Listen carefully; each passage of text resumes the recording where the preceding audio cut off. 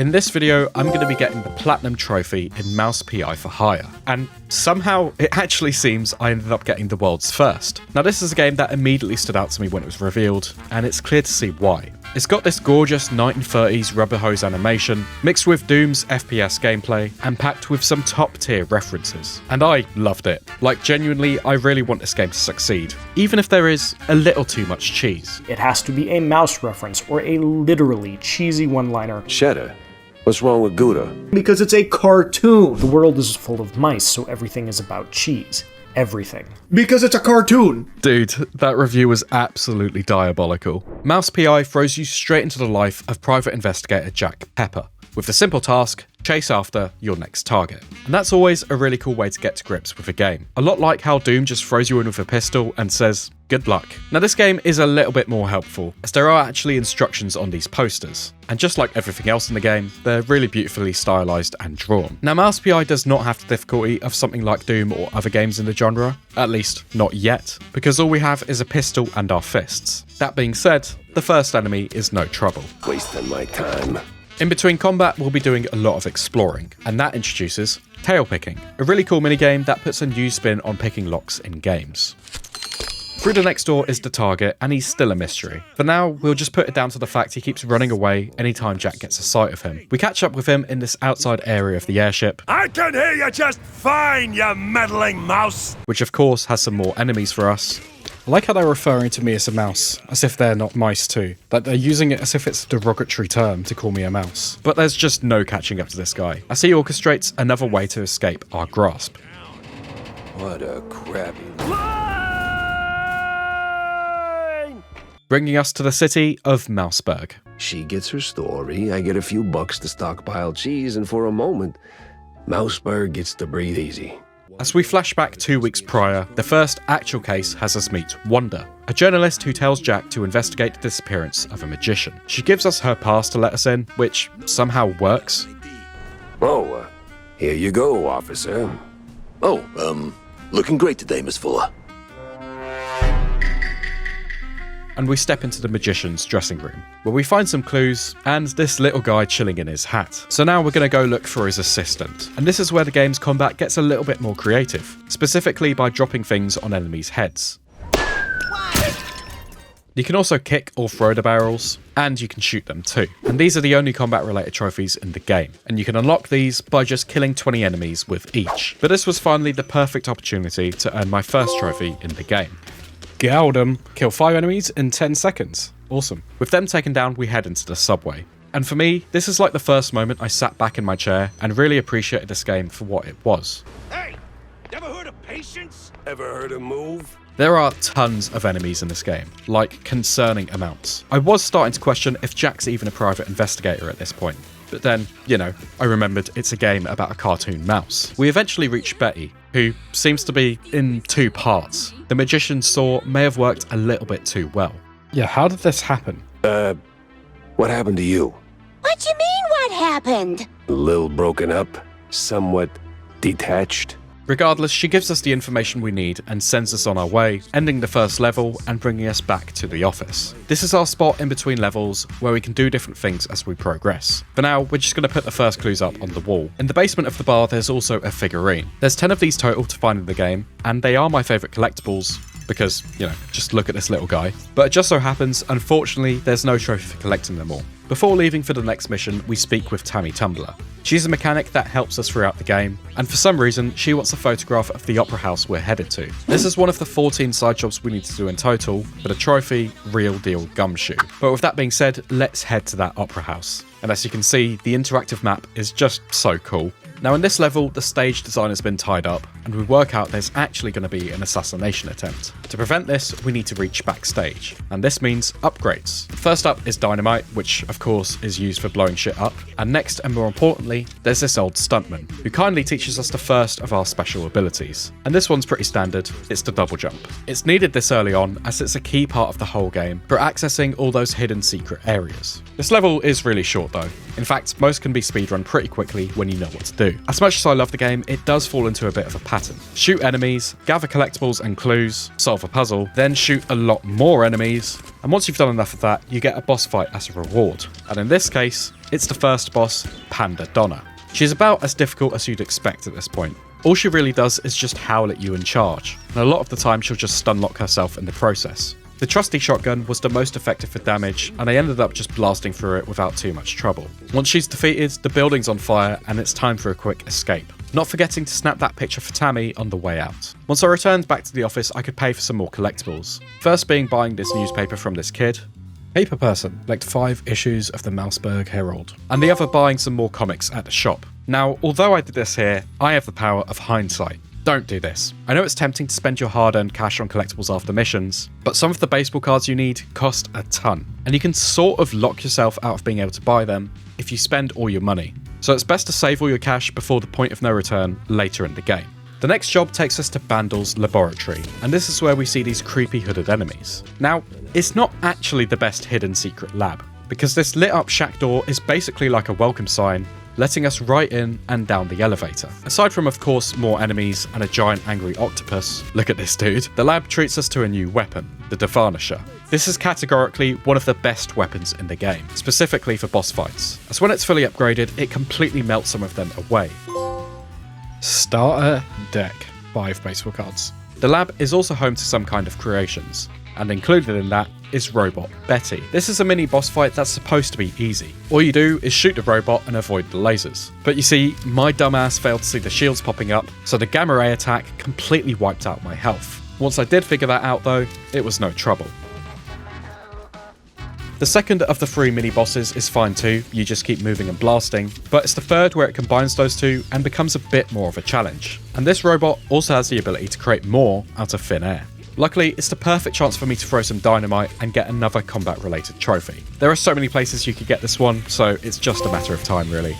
Holy Trinity, is that kill 3 enemies with 1 shot? But defeating this third robot allows us to gather the clue and head back to the office, where awaits Mr. Stilton. Everything is about cheese. He tells us to investigate disappearing shrews, and he points us in the direction of the police station. It's immediately clear something fishy is going on. Basically, the short of it is the shrews are being rounded up and jailed. This will become clear why later, and it's pretty dark to be honest. They're rounding us up. Wham! Paddy wagon rolls in and then gone. And the cops are even turning on us too. No one is safe. Look like a cop, talk like a cop, but wasn't really a cop. What the hell is going on here? There's like some mouse racism going on here. Between mouse and shrews or something. Crazy. Actually, reaching the police station is a big chunk of this mission. There is this basketball hoop puzzle and one of the power-ups, if you will. Oh, what's that? Oh, it's like Popeye. It's like a power-up. That's pretty cool. Just keep coming. Like spawn trapping these guys. There was also my 10th newspaper, Another newspaper. And there is. Cover to cover. and learning about how occasionally you'll need to shoot these targets to progress. This one looked really cool. Inside the police station, the plot gets deeper. The cops are clearly all crooked, but there is a good cop that has been locked up. Now here's where things get a bit annoying.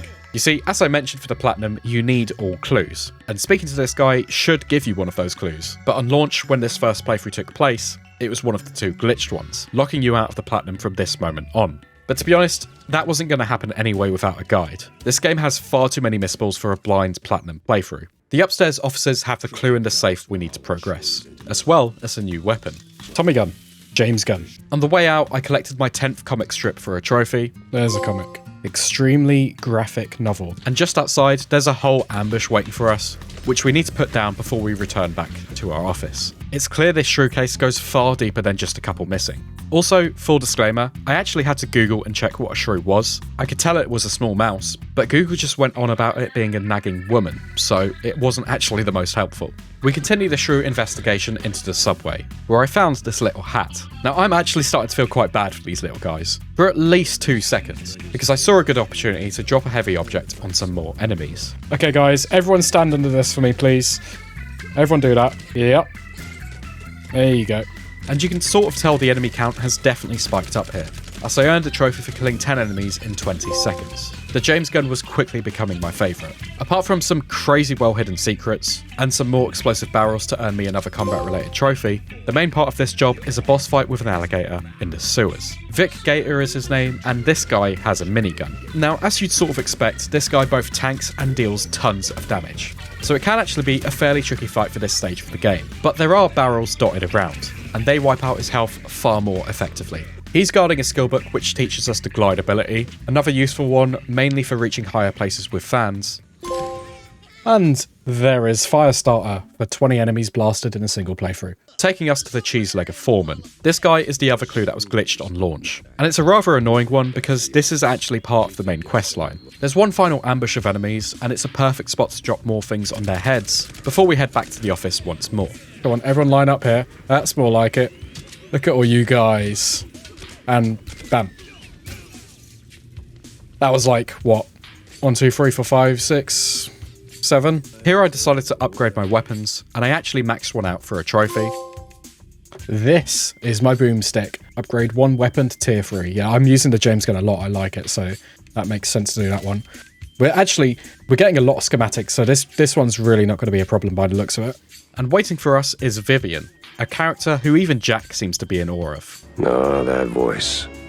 Not a contralto. The contralto. Thick. Rough.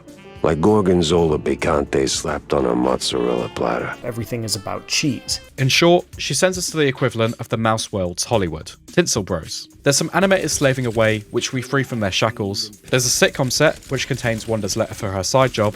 Well, Wanda, this is as good as it gets. And my favourite in this mission, Rocky Ford, where you learn to grapple with your tail and run from a boulder. I just love this reference. Oh, it's Harrison Ford, Rocky Ford, Indiana Jones. Now the grapple really adds some speed to the game and unlocks a whole new host of hidden collectibles. That being said, it doesn't feel the best, as sometimes it doesn't really lock on, and you end up just falling to your death. The main thing we're here for though is to find out where Betty Lynch is. And in her dressing room is a clue of her with the mayor. So that wraps up Tinsel Bros for now. This is where Mouse P.I starts to feel a whole lot more open and bigger. It's still a linear game, but I had the option of 2 main jobs and 3 side jobs. The Opera House ruins can be completed in less than 60 seconds really. So aside from collecting my 10th baseball card, Aha.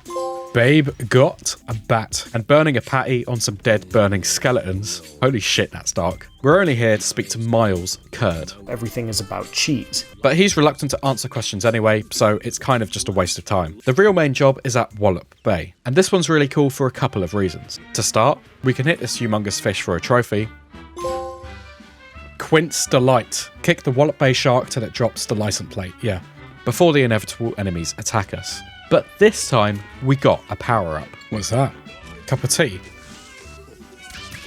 Oh, it's Cuphead! It's a reference to Cuphead. That's sick. Post-traumatic Cuphead disorder later, it's time for us to grab a new weapon, the cannon shooter. The thing is, outside of using it here to shoot the mini-boss and destroy the building, it didn't really come up again. And you know what, that's okay. I'm not exactly looking for this game to do a battlefield and destroy every asset in the game. I just thought it was worth mentioning, mainly because when you do use it, it's quite a fun battle. As usual, there's a few odd characters, lots of secrets, and tons of combat to work on more trophies. Oh shit, I should have dropped that. Oh wait, I still can't. Come on guys. Come over here. Oh. Well, there is Spike the 16 tons for killing 20 by crushing them, but I obviously blew myself up in the process, so let's not talk about that. But the main reason we're here is to discover that the shrews are being shipped off. And this is the doing of the Professor and the Chief of Police. It doesn't take a detective to work out some real shady shit is going on. I quickly returned back and handed them my 5th side job and headed to Kurdsville. Now this place is bloody creepy. All sleepy and hollow. Just the way I pictured it. There's this old shrew who seems to have some kind of mystical powers going on. The hooded cultist mice make a return with some dogs this time, and we pick up the Kiss Kiss, this game's equivalent of Doom's super shotgun. Now whilst this does do a heavy chunk of damage and set enemies on fire, I found with the lower ammo capacity I just used other weapons way more. The objective here is to get into the Kurd mansion, which is blocked off by the caretaker. Now this caretaker is nothing like Batman's Alfred. This guy is an absolute stud. The old shrew tells us the only way he's moving is if we go and collect the rings of his 3 dead ex-wives. Now the first 2 are easy, you just run up to them and talk to them, but it's the third dead wife where she's just not willing to work with us. So we have to shine a light on her to defeat her. It's a bit like in Luigi's Mansion before you're actually able to hoover the ghosts. Either way, that fight doesn't last too long, and the ghosts are happy to help us and give the caretaker a taste of his own medicine. The mansion has a few clues, but mainly Millie Kurd, Miles' daughter. We answer a phone call and that tells us he's dead. So we sort of just bring her back with us to the office. This point is around the halfway point of the game, and it kind of all started to blend into one. Missions had some key moments and boss fights, although this one in the swamp wasn't particularly my favourite. And aside from lots of mouse-related murder, this was a period of me just blasting through and enjoying the game. What was that? Vaudeville whoa!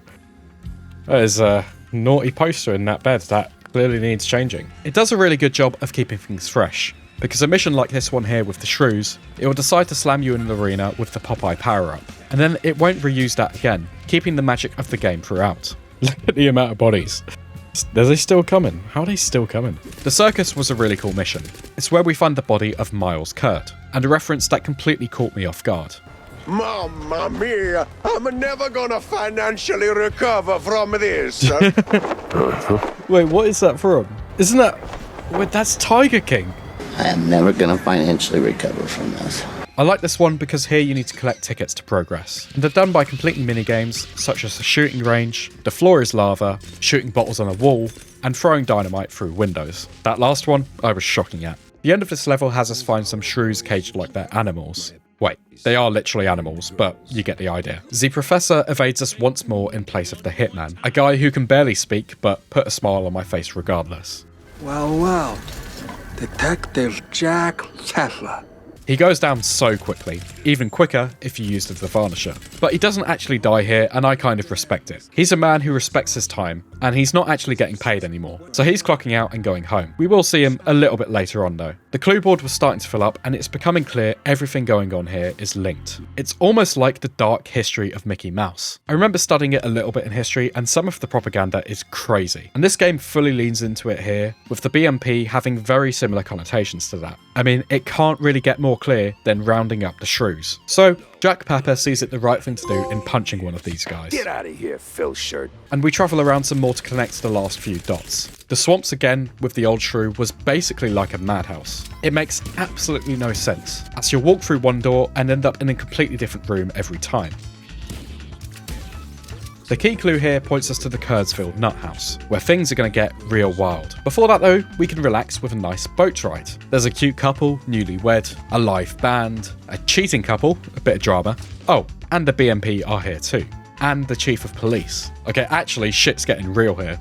The hell was that? Forgot about the damn flash. Well, look who washed up. What the hell? Holy shit. Oh, he's out here. And they only went and did it. They referenced one of my favourite films. True 10 out of 10 gaming this is. Absolute cinema. I guess so. No fucking way they just referenced Star Wars. You were the chosen. No, he's just said you were the chosen one. What the hell, bro? He's literally just quoting Star Wars to me. Now, all you have to do is fire the turrets at the plane, and of course, we're victorious in this fight. Although, the plane crashes back into the boat, and the whole thing goes up in flames. Dude, the casualty count in this game is getting crazy. Either way, that sort of wraps up the shrew case for now. With all the missing clues, the trophy didn't pop here, so that was something for the second playthrough. There are still 2 more cases to wrap up, and that starts us back off at Tinsel Bros. This mission is fun. It's basically like a cowboy western, and there's tropes of a shootout, lots of rocky boulders, and even a train chase. For crying out loud. But the main job in this part of the game is where we head to the Nuthouse, and this place is sure crazy. There's standard sort of enemies, but fairly early on, we end up in some kind of airlock and then gassed. And this is where it all gets fucked. There's like this talking brain in the chamber, and we put this into a gun.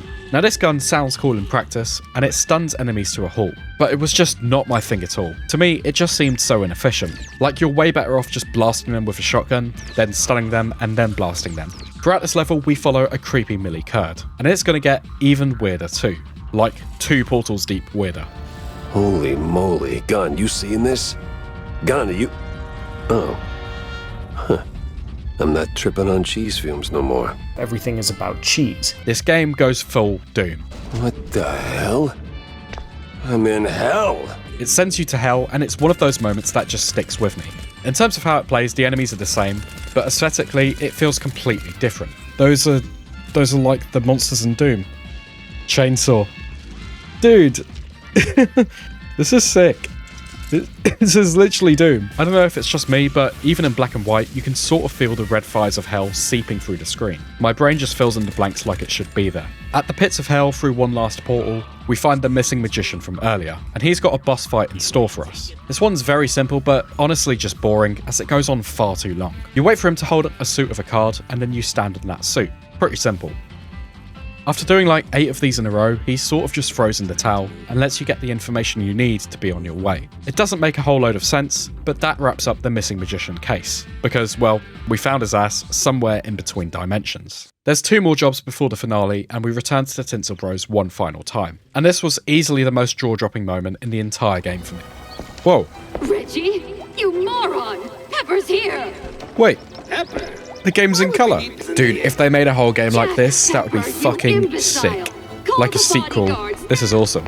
This mission also has a boss fight against Reginald. It goes on for quite a while, but it's not particularly hard. You just shoot him when you can and finish him off with a fist fight. Vivian slips away, but she leaves us a note and sort of wraps things up for here. The last job of this section is pretty cool too. We arrive at the docks and need to gather a diving suit to infiltrate a submarine. The mice here do look a little bit different though. Those are Nazi fucking mice. What are they doing here? Just before entering the submarine, there's this little sleeping fella, and we need him to complete our 14th side job. It's impressive how he's breathing underwater, but then again, it is a game about a cartoon mouse, isn't it? The entire submarine is basically just one boss fight against the Professor. Like all in this game, it's straightforward. All you do is shoot the turrets and the generators, whilst the submarine starts exploding and flooding. And with the final finishing blow on the Professor, we can grab the final clue and pin it up on our board for a trophy. I also turned in my final side job and had the objective to get some rest. This is basically the point of no return, as from here you're locked into the endgame. So I decided it was time to play some of the baseball card game. Now, this is fine, like I appreciate it's something extra to do, and a trophy for winning 1 or 5 games would be enough to leave it there and move on. Winning 20 times I can stomach, because at least your reward is a cool new weapon. 20 out of 20 tokens gives me... what was it, a ray gun? Everybody loves ray guns, it is a ray gun. Unlock the X demassifier. But 30 times is really pushing it. It's just an unnecessary grind. Anyway, let's finish the game. Jack's slumber is rudely interrupted by his office being burnt down, hence the point of no return. Poor John's bar has been burnt too. These bastards are really going to get it now. You can mess with Jack, but don't fuck with the bar. The hitman is first on the list. What can I say? We got unfinished business. And you can see it's clear just how effective the Devanisher is here. To end things off, we head to Bandel's mansion, and he's cooked up the final gun for us to use. This is the portable freezer, and it basically works as some kind of ice ray. The way you're supposed to use it is to freeze enemies, and then they become one shot with either another shot or kick. Upgrading this is the 8th weapon I needed for a trophy. And it's also here where we learnt the last skill of climbing, which you'd think would have been one of the first, but alas. So this allows us to climb all the way to something that looks unbelievably suspicious. And it all makes sense now. The character from the beginning of the game, that's the Nazi mayor. So we're going to replay the opening prologue mission with all the weapons at our disposal. Being the last mission, this also contains the last of the collectibles. Both the newspaper and the comic strips popped here. The main difference in this level compared to the prologue is that the enemy numbers have been amplified to counter the full weapon wheel at our disposal. But we do finally get to see what happened to Jack after he fell from the sky.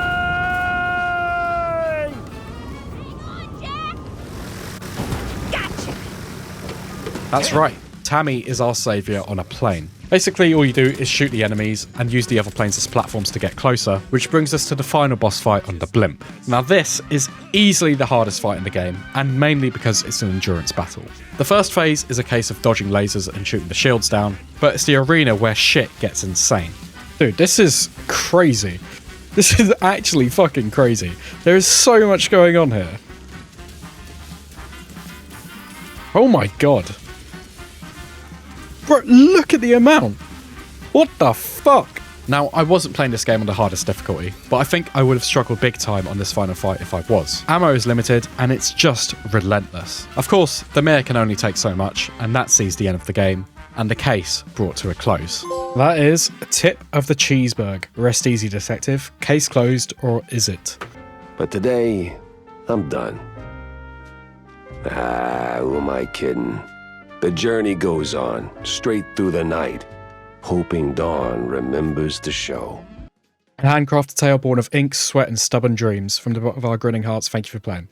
That's nice. So another playthrough was needed, but we sort of knew that anyway. Speaking to the cop in the jail and the foreman earned the extra clues they were originally supposed to, and I was keeping an eye out for the other clues I missed on my first playthrough. And this did the trick for the remaining trophies, for collecting all clues and wrapping up the cases. This of course includes the magician, the shrews, and Betty Lynch. So yeah, although it took me another playthrough collecting all clues and completing all side jobs again, it took me about 6 hours, and all that was needed was purchasing the last baseball card. One more, and there it is. Card Shank for collecting all baseball cards, and the Platinum Falcon. Now as far as I'm aware, first in the world to get that. As always, a huge thank you and shout out to my channel members. Mouse P.I is one of my favourite indie games I've played on this channel in a while, but for now, you can click on screen to see another Platinum video by me.